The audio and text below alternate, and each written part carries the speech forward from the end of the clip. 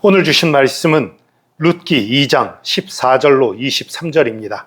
룻기 2장 14절로 23절 말씀 받들어 읽겠습니다. 식사할 때에 보아스가 룻에게 이르되 이리로 와서 떡을 먹으며 내 떡조각을 초에 찍으라 하므로 룻이 곡식 빼는 자 곁에 앉으니 그가 볶은 곡식을 주매 룻이 배불리 먹고 남았더라. 룻이 이삭을 주우러 일어날 때에 보아스가 자기 소년들에게 명령하여 이르되 그에게 곡식단 사이에서 줍게 하고 책망하지 말며 또 그를 위하여 곡식다발에서 조금씩 뽑아버려서 그에게 줍게 하고 꾸짖지 말라 하니라.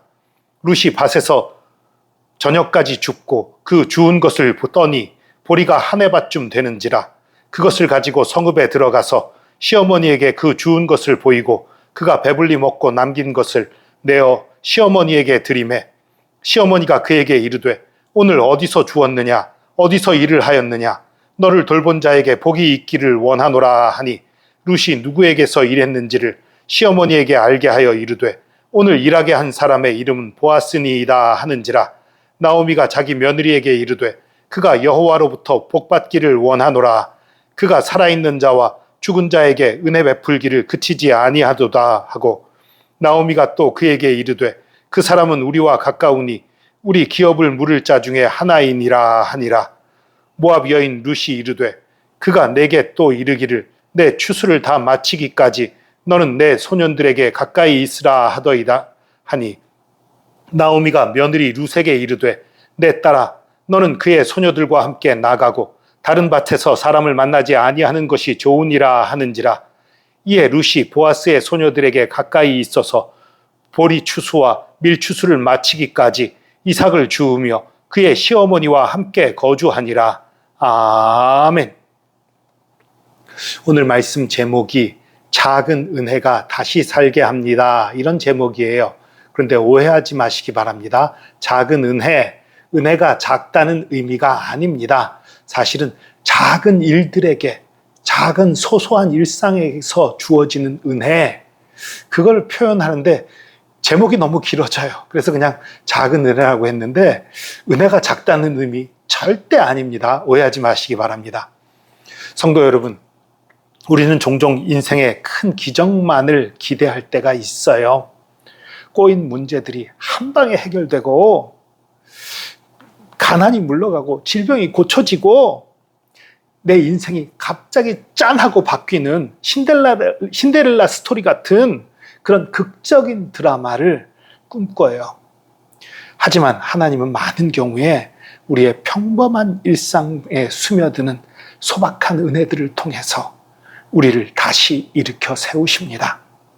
힘들 때 먹는 따뜻한 밥 한 끼, 낙심할 때 들려오는 친절한 말 한마디, 그리고 내일을 기대할 수 있는 작은 소망 한마디가 우리를 살리는 거예요. 오늘 본문인 룻기 2장의 상황도 그렇습니다. 여전히 두 과부는 가난합니다. 이 가난의 문제는 해결되지 않았고 미래도 역시 불확실합니다. 하지만 하나님께서 그들의 소소한 일상 속에서 두 여인을 다시 살아나게 만드시는 신실한 은혜를 베풀고 계십니다. 본문 14절을 보면 보아스는 밭에서 이삭을 줍던 가난한 이방 여인 룻을 향해 파격적인 초대를 합니다. 이리로 와서 떡을 먹으며 내 떡 조각을 초에 찍으라.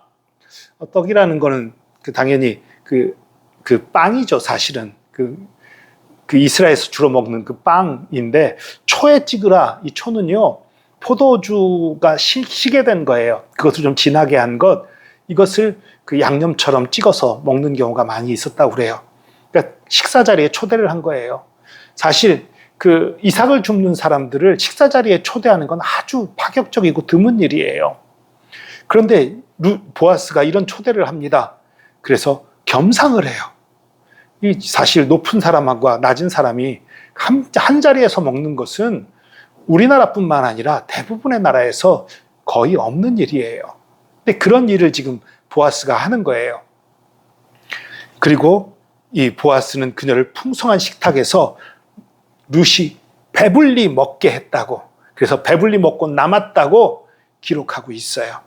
이 장면이 우리 마음속에 정말 따뜻한 위로를 주지요. 하나님은 언제나 거창하고 신비로운 방법만 쓰시는 분이 아니에요. 굶주린 자에게 먼저 떡을 주시고 마음에 상처 입은 자에게 따뜻한 식탁의 위로를 건네시는, 그런 것을 통해서 우리가 위로받고 힘을 내게 하시는 하나님이십니다. 예수님께서도 오병이어의 기적을 행하시기 전에 굶주린 채 집에 돌아가다가 길에서 사람들이 쓰러질까 염려해서, 그래서 오병이어의 기적을 베풀었어요. 이 기적 자체를 보면 너무나 큰 기적이지요. 5,000명을 먹게 했으니까 큰 기적이죠. 그러나 그 기적을 경험한 한 사람 한 사람에게는 정말 따뜻한 한 끼의 식사였을 뿐이에요. 따뜻한 한 끼의 그 식사가 그들에게 힘을 줬던 것이지요.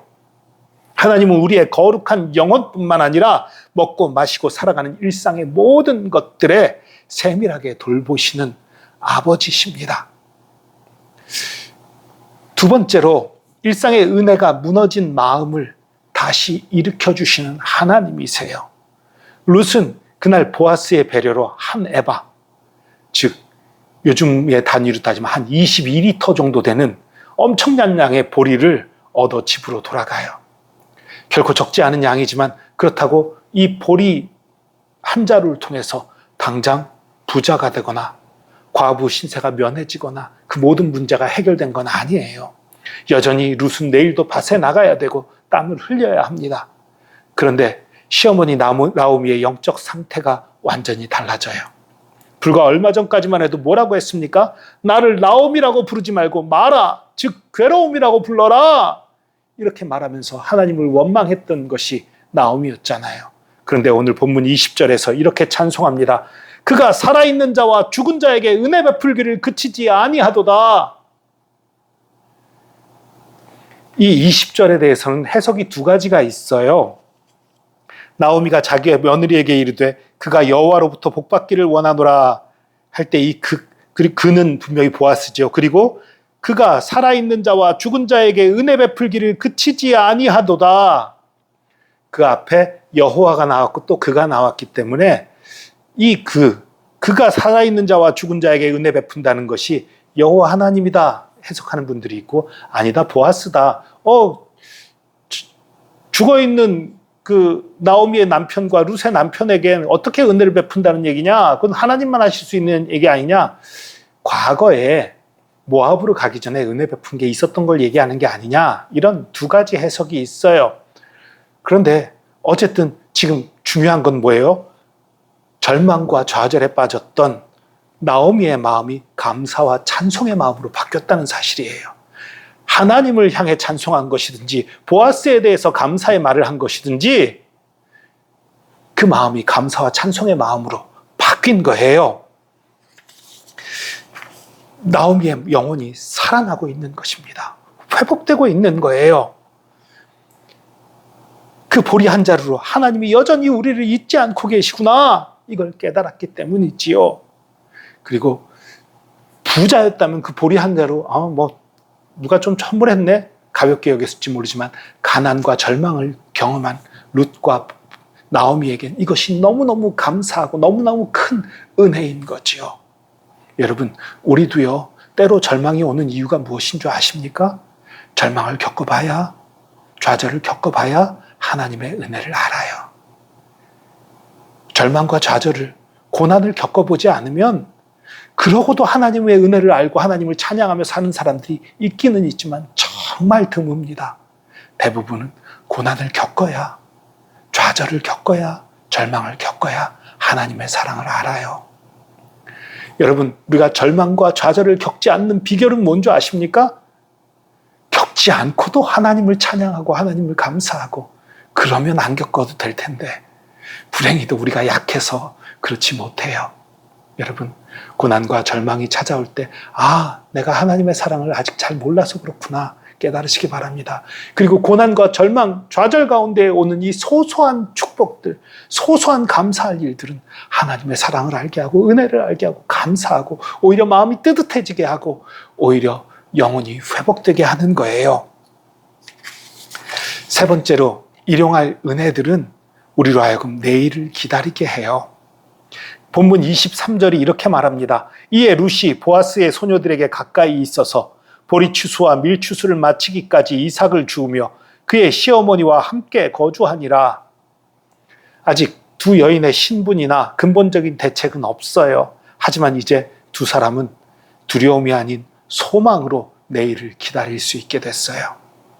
왜냐하면 내일도 나가서 일할 밭이 있고 도와줄 사람이 있고 무엇보다도 하나님께서 배후에서 일하고 계신 것을 믿기 때문이지요.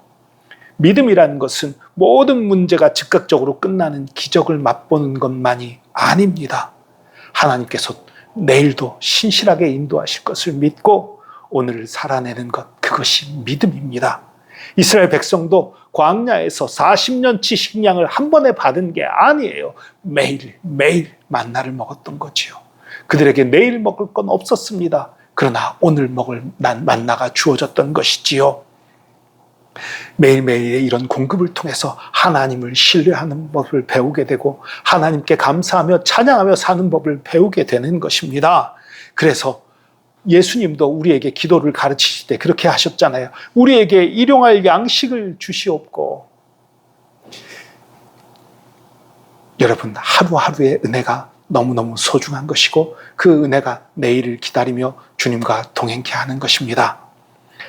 사랑하는 성도 여러분, 룻과 나오미는 여전히 가난했지만 더 이상 절망에 버려진 자들이 아니었습니다. 하나님이 그들을 기억하고 계셨기 때문입니다. 오늘 밤 우리에게도 필요한 것이 인생을 뒤흔드는 거대한 기적이 아니라 매일매일의 삶을 버티게 하는 일상의 은혜일지 모르겠습니다. 기도할 수 있는 마음을 주시는 은혜, 오늘 하루를 살아갈 수 있는 영육의 양식을 주시는 은혜, 이런 은혜 말입니다. 이 소박해 보이는 은혜들이, 이 작아 보이는, 인간의 눈으로 보이면 작아 보이는 은혜들이 결코 작지 않습니다. 이러한 은혜들이 쌓여 결국 하나님의 위대한 구원의 이야기를 써내려가는 것이기 때문입니다. 사실 그래서 이 작은 일들에게 주어지는 은혜는 작은 은혜가 아니라 큰 은혜인 것입니다. 겨자씨 하늘 같은 작은 믿음도 귀히 보시는 주님 앞에 내 삶에 허락하신 일상의 은혜들을 가볍게 여기지 맙시다. 오늘도 나를 잊지 않으시는 하나님을 신뢰하면서 일용할 은혜를 감사함으로 내일의 소망을 향해 나가는 복된 저와 여러분 되기를 축복합니다. 기도하겠습니다. 주님 감사합니다. 우리의 힘, 우리의 능력, 우리의 모든 것 되심 감사합니다.